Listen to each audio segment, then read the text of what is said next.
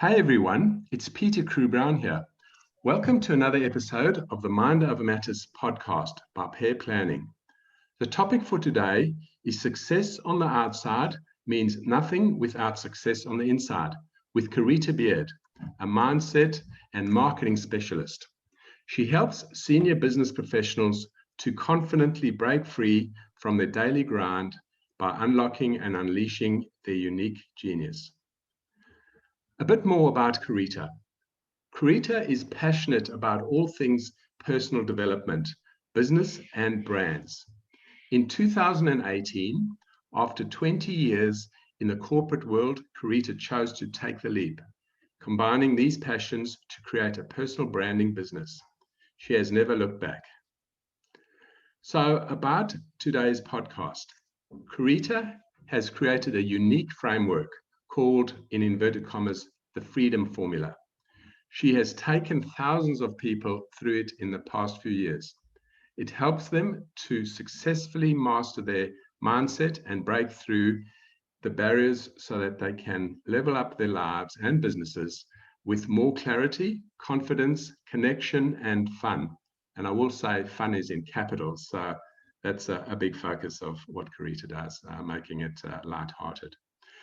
It's all about learning how to live in alignment with your true self. This will be the focus of our podcast discussion today. So, Karita, turning to you, please share with the audience what makes you tick and who in the community you serve. Okay, thank you for the warm welcome. What makes me tick? The thing that I get goosebumpy about is when I see people have their aha moments, when they really kind of like crack through something that's been challenging them and they really kind of see a different perspective on things. And I don't know, I just love seeing people get results from the things that they do and really achieving things that they didn't believe possible before. That's what really kind of lights me up.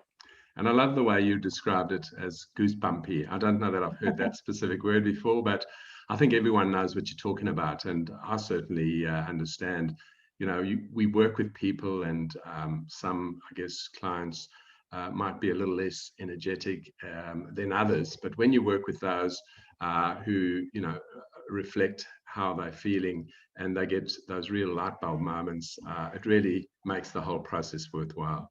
Yeah, it certainly does.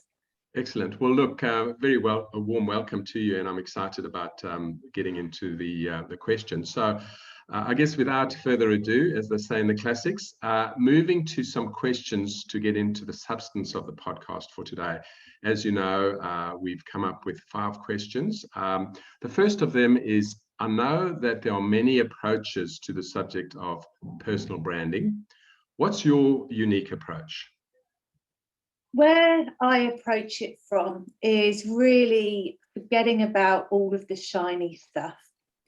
So I see a lot of people thinking that their personal brands, they need to put on a show or become someone different or portray themselves in a way that's going to get them perceived in this way. And I come at it from the opposite end of that completely, which is I believe that everyone's got a unique gift, a unique talent, something about themselves that sets them apart from everyone else, right? Because we're all unique. And so I approach it from really understanding what it is, like getting to the core of that person and really allowing themselves to embrace who they are and let that shine from within. So really connecting with who they are, embracing who they are, and having the confidence to go out and actually be themselves. Because I think a lot of people, especially in business, when they're trying to portray or be someone that they're not, especially people in corporate. So most of my clients are high-level corporate. They've been in the business for a really long time. And as they've gone through their career, they've kind of taken on everything else. Right, so their responsibilities have changed, their priorities have changed, and they reach this point where they're really questioning, well, who the hell am I? Who am I now after all of this time? And they're feeling really disillusioned with where they're at because they've actually lost sight of themselves. Yeah, and that's an interesting observation. While you've been talking, Mm. and I've heard it spoken about often, we take on a bit of a corporate veneer when we work for a big company. We hide behind the corporate identity. We have a business card, and we lose our own identity. And this thing, if you like, in an organization, we always describe by our title, and you lose your identity as you become part of the machine, as it were. So I love the way you've described it, because it certainly resonates with me, having, done my own thing for the best part of 18 years, that freedom to express yourself. Yeah, absolutely. Yeah. And I think there's a tendency to shy away from that because of the conditioning that you've been in. And so when you reach that point where you want something more from life, which essentially most of my clients are actually wanting to take the leap out of corporate and do their own thing. But it's about understanding who they are first and really bringing that to light. Wonderful. Just on you talking about, people finding their essence, that uniqueness that we all have. There's a book that I've been, reading recently and spoken about a few times on my LinkedIn posts, called The Great Leap by Gay Hendricks. And he talks very much, there's 4 zones, but the 2 that I found the most interesting is the second top zone, if you like, is the zone of excellence, where you're very good at your job, but it's not necessarily fulfilling work. And then he talks about the zone of genius, which is, as I understand it, where you try and, get your clients to really focus on that thing that they're passionate about, and where they can do their very best work. I think some people call it their secret sauce. So that whole space, I do very much resonate with that concept. Yeah. Well, that secret sauce has a recipe. And so it's essentially what that recipe is what I do. So really helping them to connect with what their real purpose is. What is it that they're passionate about? What are they great at doing? What is it that lights them up? What's the value that they can add and provide the world? And once you get these all together, that essentially is then what your true identity is. Yeah, and you've got that program you offer, the formula. Freedom formula. Yeah, and so that's what you use. That's the process you follow to help tease out that sort of that secret sauce, as it were. Yeah, well, that's essentially the first element to it. So there's really, and it's not a when I talk about, there's 3 key areas of it. The 3 key areas come in throughout the program, but it's really around that first bit, which is understanding and determining what this secret sauce is. I like that term. I'm going to use that. So what their real genius zone is, and where is it that they're best suited? Because most people that come to me have really lost this direction in life. It's just they're just not feeling it. They're on the outside, they're incredibly successful, right? Whatever, however you class success, I hate that word, but they look like they've got it made, they got it sussed, and but inside they're not feeling that whatsoever. So it's really understanding what this secret sauce is, and then once you understand that, it's then, well, what the hell am I going to do with it? Like, I know this, so how am I going to use this? And this is where it really does take this shift in thinking from being part of this conditioning that you've been part of for a really long time, to then actually have this belief in yourself. And so that's really what the second piece of this is about, really believing in your excellence, believing in your genius zone, and having the confidence and the courage to literally take that leap and go out there and start making it happen. Now, you don't necessarily, and I talk about this, about people taking the leap out of corporate, but you don't even need to take the leap out of corporate. It doesn't necessarily mean that. It could just mean that you're taking the leap out of your certain role that you have at the moment, and you realise that you're best suited in another area of the business. So it comes in all clients are different, right? They all want different things, but so that's really the second part, which is really around the confidence and belief. And then once you have those things, it's like, right, okay, well, I know who I am, I know what I want, I know what I'm going after, I'm going out there, I'm making it happen. The third piece is then around the connections and the relationships that you're building with others around that. So essentially, if you are that person that's decided to go out of corporate, start their own business, it's like, okay, well, who is my audience now? Like, what do they look like? How am I going to reach them? How am I going to connect with them? And that's really where the marketing side of it starts coming in. And I think we'll touch on that in the next question. So the second question, Karita, is you often talk about mindset before marketing. Why is that? And before you start answering that, you might know that my podcast is called Mind Over Matters. And the essence of that name is mindset comes first before you start dealing with, the specifics of a business. So the whole idea of mindset and giving people a better sense of how to, I guess, get in the right headspace is really important in terms of why I set up the show. So I'm really interested in your answer, how you always talk about mindset before marketing. Yeah.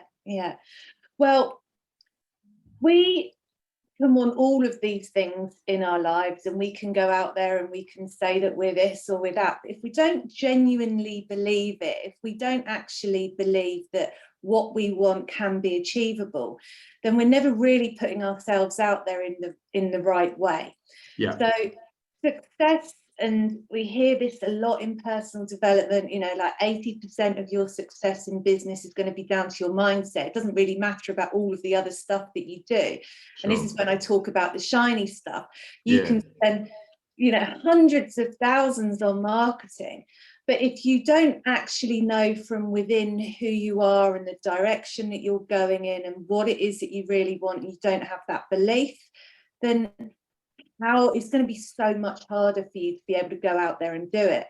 And this is why, again, especially in the context of personal branding, if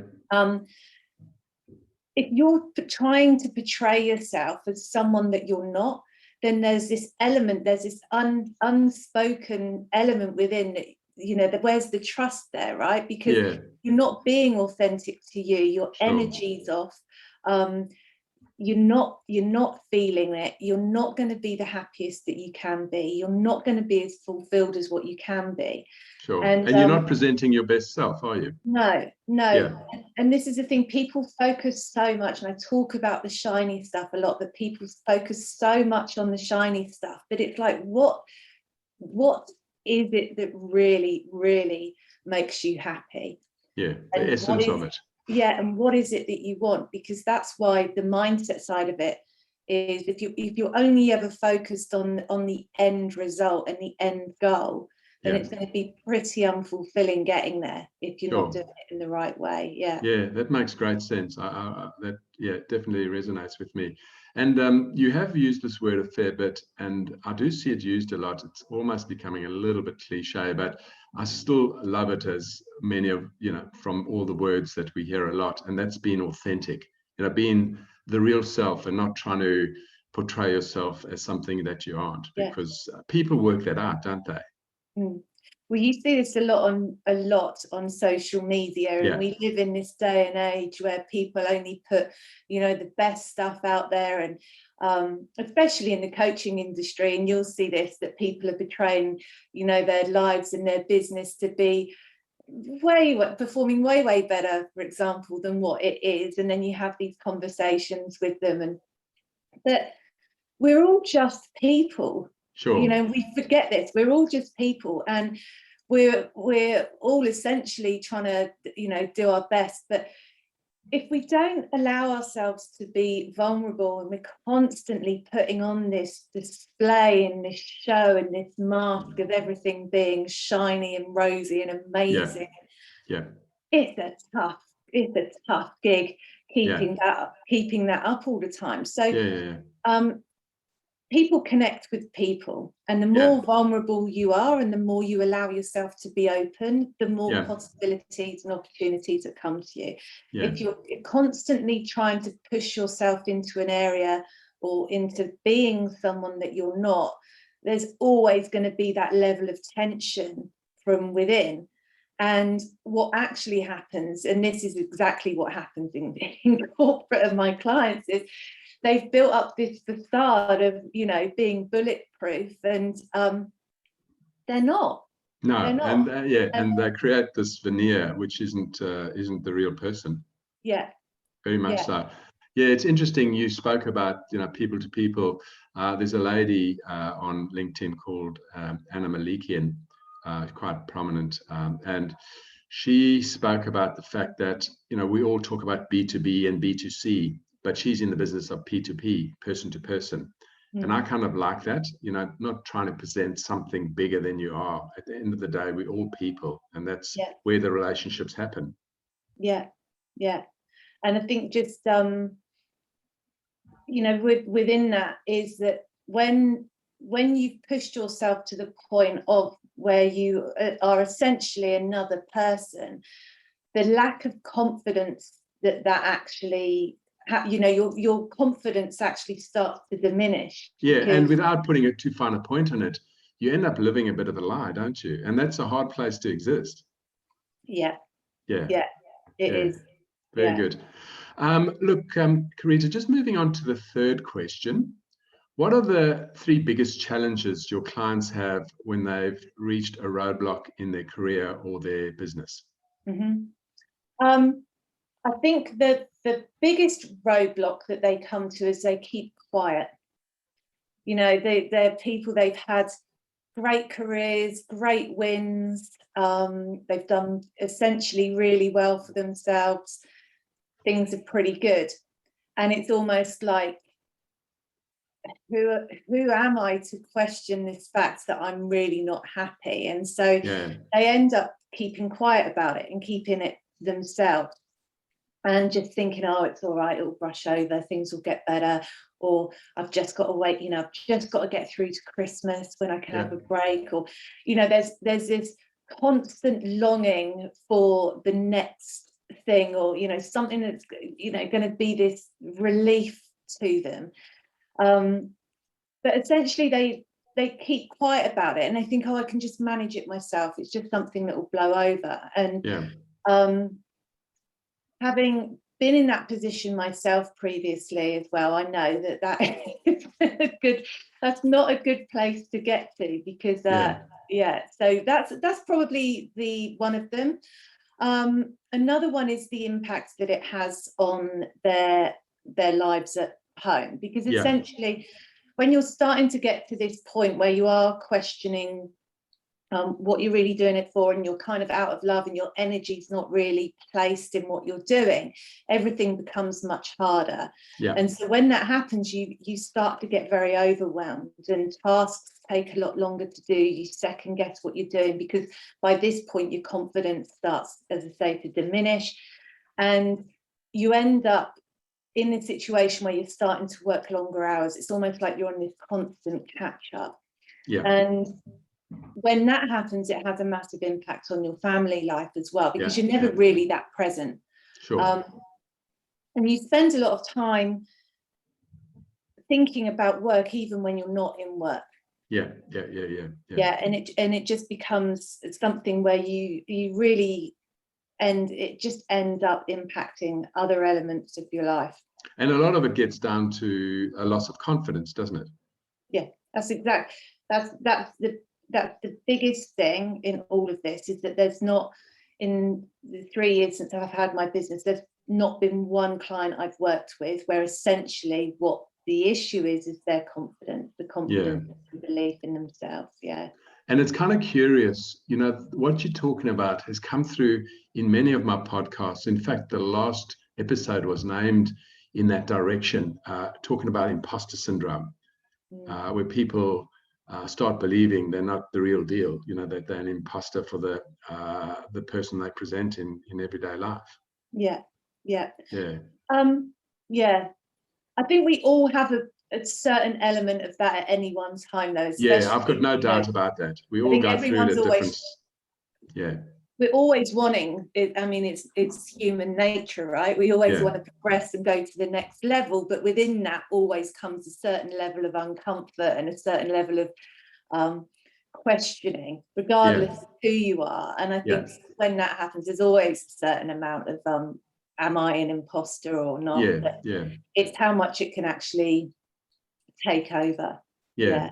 And you know, I find things like meditation and having affirmations and mantras you repeat when you get into that negative space, you know, those sorts of things I believe are really important to just reinforce, you know, that we all are unique and we've all got something special to offer. Yeah. Yeah. Any other particular roadblocks you wanted to mention? I think you've touched on two, maybe you've touched on more. What did I say? Confidence being the biggest one. Yeah. The impact on family. Yeah. Keeping quiet.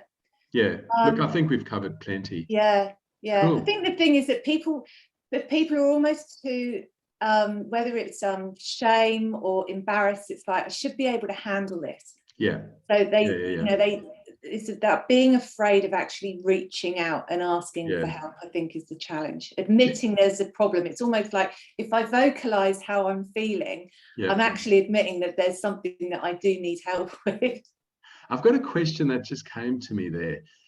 My sense is that guys typically have a bigger problem asking for help. It's a bit of a pride or ego thing. Is that true?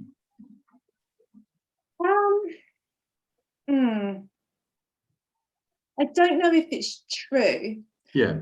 I think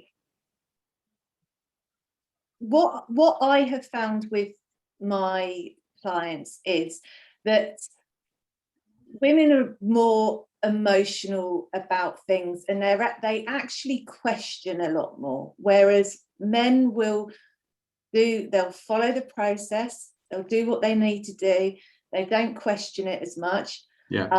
And yeah, women kind of not really question it, but it's a bit they'll talk about it more. Yeah, they will. Whereas so I think everyone has this barrier. What the difference I find with men and women is that women will justify not doing work or spending money on themselves because everyone else comes before them. Yeah, I get that. Like the kids come before me, my husband, like they seem to put more emphasis on everyone else other than themselves. Whereas when men get to the point of reaching out, it's kind of like there's no question about it, they'll just do it. Yeah, I do get that. Look, moving along to question 4. What benefits have you seen for clients who have adopted your strategies? It is so varied and so different, because the things that come out, what people get out of it, I mean, the biggest one that they all walk away with is confidence, which you spoke about previously. The next one's really around, and this is probably the biggest, is around the fact that they've got a sense of direction. They're clear on who they are, they're clear on where they're going, how to get the best out of themselves. Then in terms of actual case studies of people's examples, I mean, I had one guy who had been having almost daily anxiety attacks for 35 years, and he hasn't had an anxiety attack since we worked together, which was he finished up on one of my programs about 3 months ago, so we're still in contact. Gosh, that's quite a thing, having anxiety attacks for 35 years.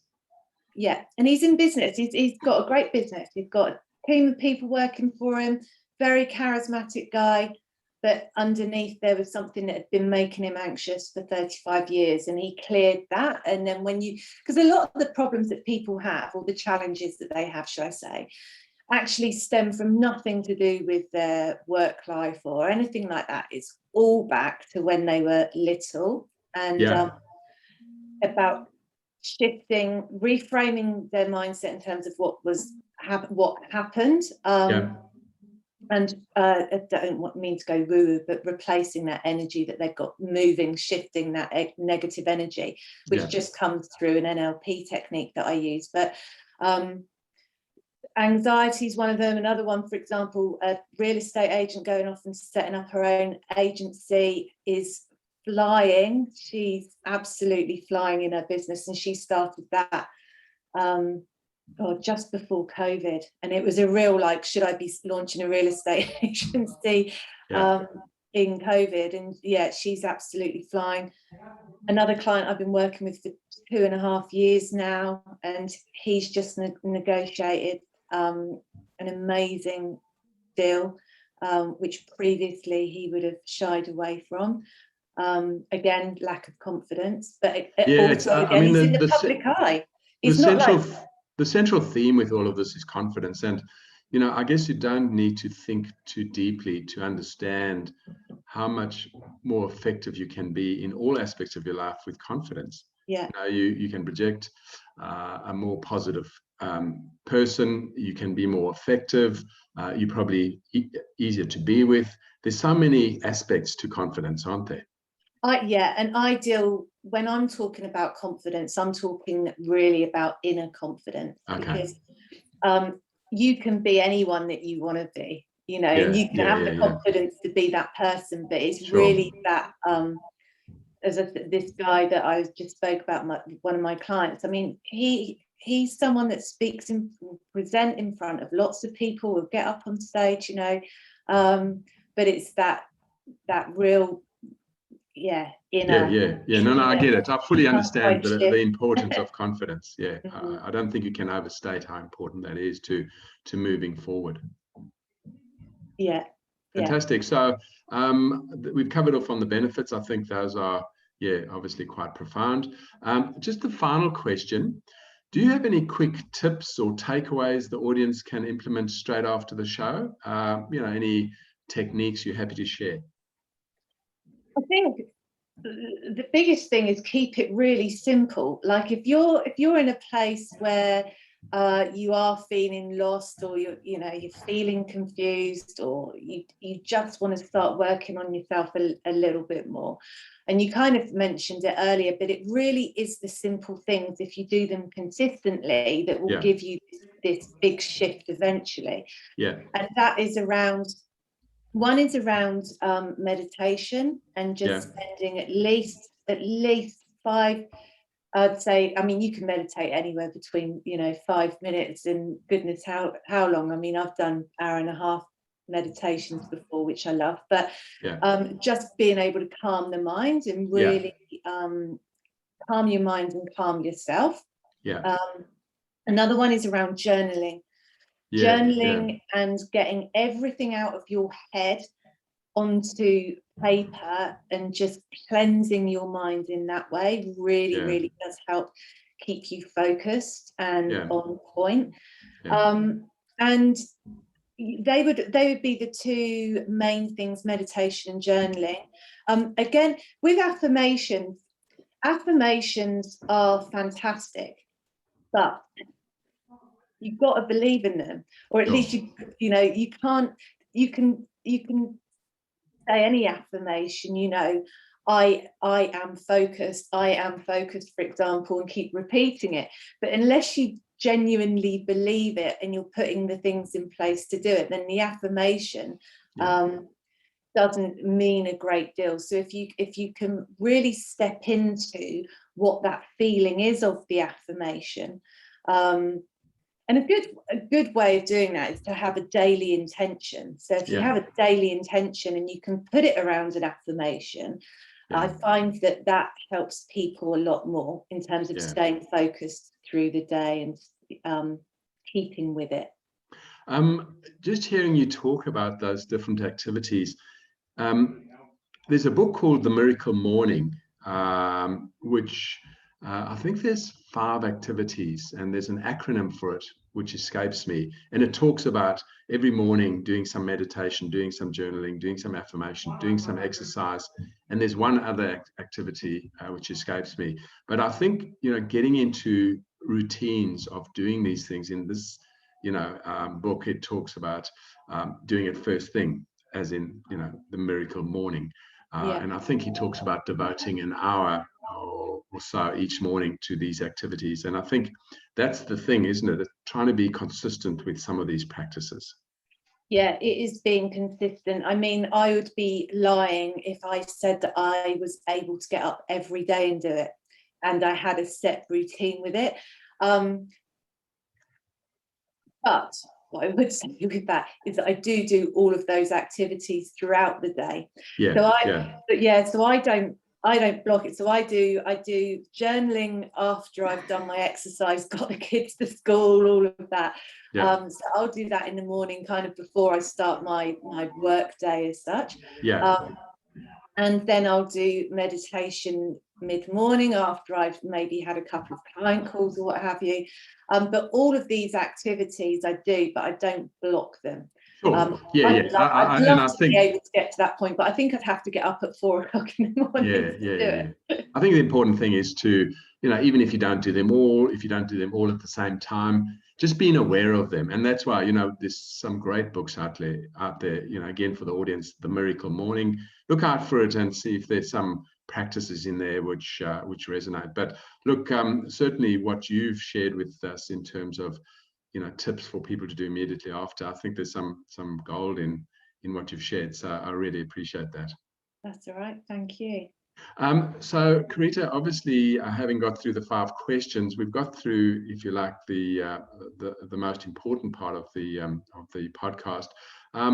In terms of anyone in the audience who may be interested to reach out and find out more and possibly ask questions, are there any ways that you would prefer people reach out? What's the best way for people to get a hold of you? It's really, really simple. Just connect with me on LinkedIn. And it's Karita spelled? Karita.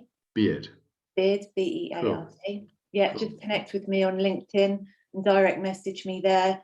Or on Facebook. I'm really only on Facebook and LinkedIn mainly. Okay. And just reach me through there. But once a month I run a group Discover Your Why session, which is really to understand what your inner driving force is.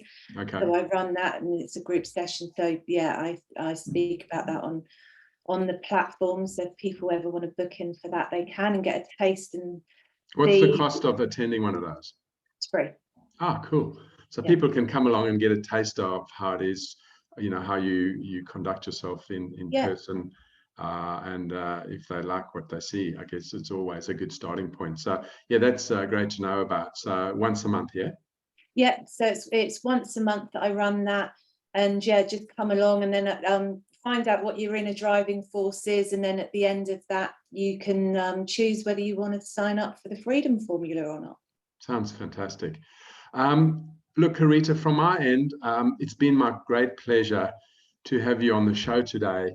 I just feel we've covered so much ground. And I guess any final comments from your side? No, just thank you very much for inviting me. It's been a pleasure. So this is Peter Crewe-Brown signing off from episode 10 of Mind Over Matters. And for all of those who are interested in, I guess, my progress, I finally got to double figures with my podcast. So this is a bit of a milestone, this episode today. Brilliant. Well Thank done. you. See you, Karita. Thank you very much. Cheers. Bye.